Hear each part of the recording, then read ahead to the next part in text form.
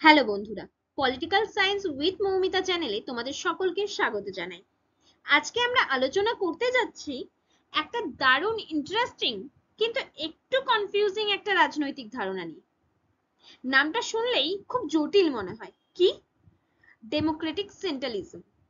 আচ্ছা বলো তো, একসাথে গণতন্ত্র আর সেন্ট্রাল কন্ট্রোল মানে একদিকে স্বাধীন মতামত, অন্যদিকে কেন্দ্রীয় নিয়ন্ত্রণ, দুটো কি একসাথে সম্ভব? এই প্রশ্নের উত্তর খুঁজবো আমরা আজকের ভিডিওতে। আমরা জানবো ডেমোক্রেটিক সেন্ট্রালিজম আসলে কি, কেন এটা চালু করা হয়েছিল, এর সুবিধা অসুবিধা এগুলো কি, আজকের দিনে এর গুরুত্ব ঠিক কতটা। তাহলে চলো শুরু করি আমাদের আজকের জার্নি। এসো প্রথমেই বুঝে নিই ডেমোক্রেটিক সেন্ট্রালিজম মানে কি। এটা একটা রাজনৈতিক সংগঠন চালানোর নীতি বা পদ্ধতি, যেটা মূলত কে তৈরি করেছিলেন? Vladimir Lenin. যদি ঠিক করে খেয়াল করে দেখো, দেখবে এই যে ডেমোক্রেটিক সেন্ট্রালিজম, এই নীতিটার মধ্যে দুটো মূল শব্দ আছে। কি কি? ডেমোক্রেসি আর সেন্ট্রালিজম। ডেমোক্রেসি মানে কি? সকল সদস্য স্বাধীনভাবে আলোচনা করতে পারবে, মতামত দিতে পারবে, ভোট দিতে পারবে। আর সেন্ট্রালিজম মানে কি? একবার সিদ্ধান্ত নেওয়া হয়ে গেলে সবাইকে সেই সিদ্ধান্ত মেনে নিতে হবে, কেউ তখন আর আলাদা পথে যেতে পারবে না। একটা যদি ছোট্ট উদাহরণ দেওয়ার চেষ্টা করি, ভাবো তো তোমরা একটা স্টুডেন্ট ক্লাবের মেম্বার, সবাই মিলে আলোচনা করলে যে পিকনিক করতে যাবে। কোথায় যাবে? কেউ বলল সুন্দরবন, কেউ বলল দার্জিলিং, আবার কেউ বলল মন্দারমণি। তারপর নিজেদের মধ্যে ভোটাভুটি করলে শেষে গিয়ে সিদ্ধান্ত হলো সুন্দরবন যাব। এবারে তুমি যদি বলো না আমি দার্জিলিং যাব, মানে সিদ্ধান্ত হওয়ার পরে যদি তুমি বলো যে না আমি দার্জিলিং এ যাব, আমি সুন্দরবন যাব না, তাহলে ডেমোক্রেটিক সেন্ট্রালিজম বলবে যে না না, আলোচনা করার সময় ছিল কিন্তু এখন তো সিদ্ধান্ত হয়ে গেছে, এখন সবাইকে সেই সিদ্ধান্ত মেনে চলতে হবে। এটাই হলো ডেমোক্রেটিক সেন্ট্রালিজম। ভেতরে আলোচনা, বাইরে ঐক্য। এবারে আমরা দেখে নেব যে ডেমোক্রেটিক সেন্ট্রালিজম কেন চালু করা হয়েছে। লেনিন বলেছিলেন যে একটা বিপ্লবী পার্টি যদি প্রতিটা সিদ্ধান্তে বারবার বিভক্ত হয়ে যায় তাহলে তারা কখনোই ঐক্যবদ্ধভাবে লড়াই করতে পারবে না। তাই তিনি কি বলছেন? তিনি বলছেন যে ভেতরে থাকবে গণতান্ত্রিক আলোচনার সুযোগ আর বাইরে থাকবে একদম শক্তিশালী ঐক্য। এটাকে তিনি বলছেন যে ভেতরে স্বাধীনতা আর বাইরে হচ্ছে শৃঙ্খলা। যদি ঠিক করে খেয়াল করে দেখো তাহলে বুঝতে পারবে যে এটা অ্যাকচুয়ালি ছিল একটা স্ট্র্যাটেজি, যাতে করে একটা সংগঠন একই সাথে আলোচনা করতে পারে, আবার সিদ্ধান্ত নেওয়ার পরে ঐক্যটাকেও বজায় রাখতে পারে। চলো এবারে দেখি ডেমোক্রেটিক সেন্ট্রালিজমের প্রধান বৈশিষ্ট্যগুলি কি কি। আমরা এই মূল বৈশিষ্ট্যকে দুটো পার্টে ভাগ করে একটু আলোচনা করব। কি কি পার্ট? একটা হচ্ছে ভিতরে ডেমোক্রেসি, আরেকটা হচ্ছে যে বাইরে সেন্ট্রালিজম। ভিতরে ডেমোক্রেসি কি কেন বলছি, আমরা কিভাবে বলছি? প্রত্যেক সদস্যকে আলোচনা করার সুযোগ দেওয়া হয়। এর ফলে কি হয়? নতুন নতুন আইডিয়া উঠে আসে, অনেকে সমালোচনা করে। আমরা যখন ভেতরে আলোচনা বা সমালোচনার সুযোগ দিতে পারি একটা সংগঠনের মধ্যে, তখন নানা রকমের মত উঠে আসে এবং তার ভিত্তিতে একটা সিদ্ধান্ত গ্রহণ হয়। আরেকটা কি পার্টের কথা বললাম এই বৈশিষ্ট্যের ভিতরে, সেটা হচ্ছে বাইরে সেন্ট্রালিজম, তাই তো? এর অর্থ কি? এর অর্থ হচ্ছে যে একবার সিদ্ধান্ত নেওয়া হয়ে গেলে সবাইকে সেটা মেনে চলতে হবে, বাইরে গিয়ে কেউ কোনো ভিন্ন মত প্রচার করতে পারবে না। যা মতামত দেওয়ার আগেই, সিদ্ধান্ত নেওয়ার আগে আলোচনা সমালোচনার মধ্য দিয়ে বলে নিতে হবে। একবার সিদ্ধান্ত গ্রহণ করা হয়ে গেলে কেউ বাইরে গিয়ে আর ভিন্ন কোনো মত প্রচার করতে বা প্রকাশ করতে পারবে না। এবার এর ফলে কি হয়? এর ফলে পার্টির মধ্যে একটা শৃঙ্খলা বজায় থাকে, আর সবাই যেহেতু ঐক্যবদ্ধভাবে থাকে তাই পার্টির ঐক্যটাও সুরক্ষিত জায়গায় থাকে, তাই না?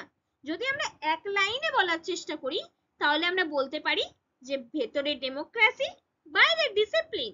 এটাকেই তো বলা হয় যে ডেমোক্রেটিক সেন্ট্রালিজমের বা গণতান্ত্রিক কেন্দ্রিকতা সোল, মূল আত্মা।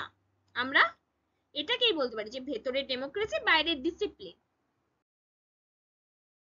এই গণতান্ত্রিক কেন্দ্রিকতার নীতিটি সব থেকে বেশি দেখা গেছে রাশিয়ান কমিউনিস্ট পার্টিতে, যেটা বলসেভিক পার্টি নামেও পরিচিত। তারা কি করত?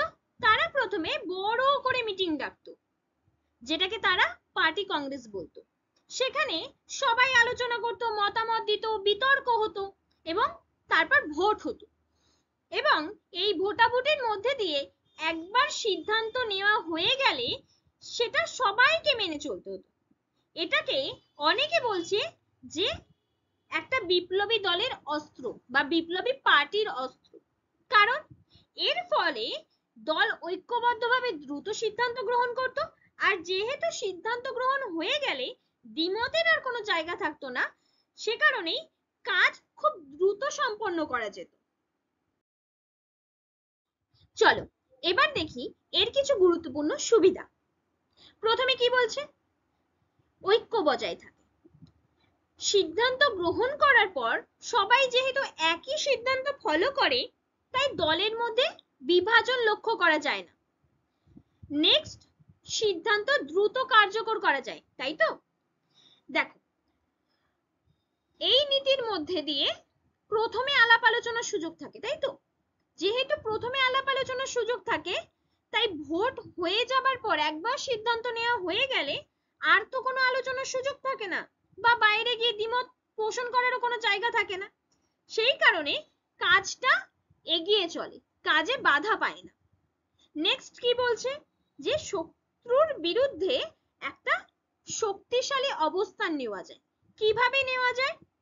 যেহেতু শত্রু এদের দুর্বল জায়গাটাই খুঁজে পায় না, শত্রু এদের মধ্যে কোনো বিভাজন লক্ষ্য করতে পারে না, যেহেতু সিদ্ধান্ত গ্রহণ হয়ে যাবার পর সবাই একসাথে কাজ করে ঐক্যবদ্ধভাবে, তাই বাইরের শত্রুরা ক্রমাগত দুর্বল হয়ে পড়ে।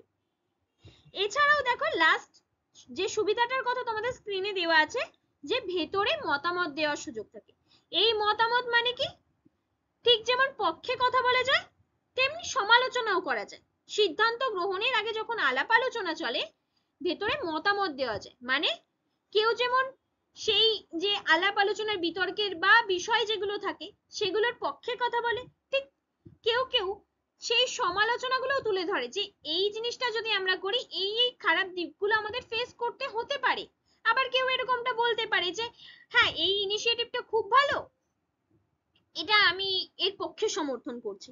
এইভাবে ভেতরে মতামত দেওয়ার একটা সুযোগ থাকে। সবাই যেহেতু মতামত দিতে পারে, তাই এটা কোনো দিক থেকেই আমরা একনায়কতান্ত্রিক বলতে পারি না, তাই না? আচ্ছা, আরো একটা এক্সাম্পল দিই। একটা ফুটবল টিমের কথা ভাবো। ক্যাপ্টেন বলল আমরা আজ প্ল্যান এ তে খেলবো। এখন এই নিয়ে আলাপ আলোচনা চললো, সবাই সবার মতামত জানালো, কোনটা ঠিক কোনটা ভুল হাজারো তর্ক বিতর্ক সমালোচনার মধ্য দিয়ে লাস্ট পর্যন্ত সিদ্ধান্ত হলো প্ল্যান এ।